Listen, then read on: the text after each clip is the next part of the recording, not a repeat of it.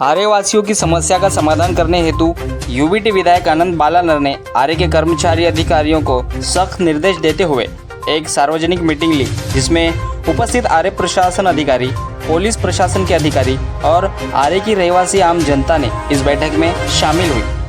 विधायक आनंद बालानर ने जानकारी देते हुए क्या कुछ कहा, आइए नजर डालते हैं मुंबई न्यूज की इस खास रिपोर्ट पर। हर पल की खबर मुंबई न्यूज पर। आर्य कॉलोनी में जो लोग रहते हैं उसमें आदिवासी बांधव रहते हैं, बिगर आदिवासी रहते हैं, स्टाफ है, उनको जो मूलभूत सेवा सुविधाएं है वो करना जरूर है। उसमें जो बहुत दिनों से पब्लिक की कंप्लेंट थी, उसके माध्यम से आज आरएससीओ हमारे शिरपुरकर साहब उनके साथ में बैठक ली। सभी डिपार्टमेंट के लोग उसमें मौजूद थे और जो पब्लिक का तकरार कंप्लेंट थे वो सॉर्ट आउट करने का कोशिश इसमें किया।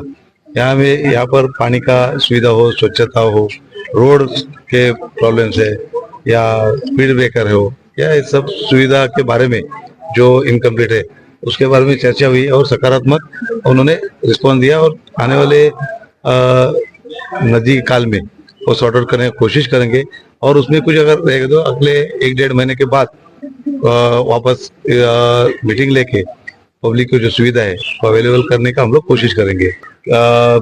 लास्ट 2-3 महीने से हम लोग देख रहे हैं उसमें जो ट्रैफिक डिपार्टमेंट है उनके पास मैन पावर कमी होने के माध्यम से ये चल रहा है, लेकिन जो ट्रैफिक डिपार्टमेंट है उनके जो वरिष्ठ अधिकारी उनको मिल के वो सॉर्ट आउट करने का हम लोग कोशिश करेंगे, क्योंकि पब्लिक की तकलीफ है वो उसमें से उनको राहत देना ये जरूरी है।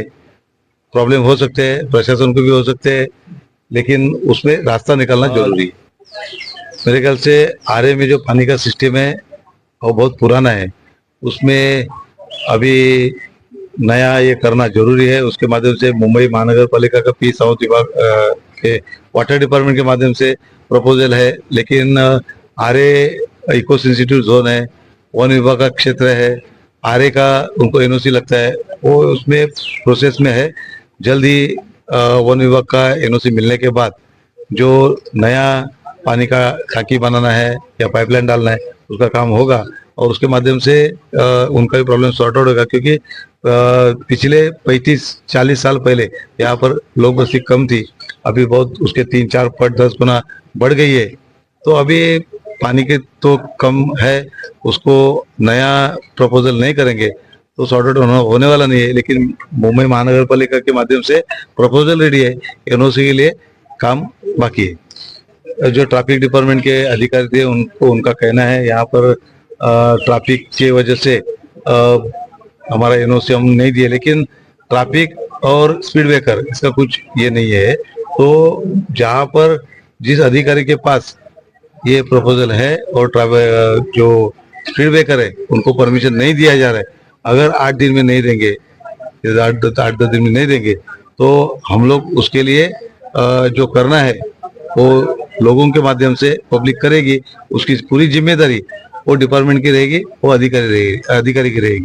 यहाँ पर जो मेरे पास कंप्लेंट आई थी वो कंप्लेंट 35-38 कंप्लेंट थी। उसके माध्यम से आज सीओ सबके साथ सभी अधिकारियों के माध्यम से आज मीटिंग बुलाया गया।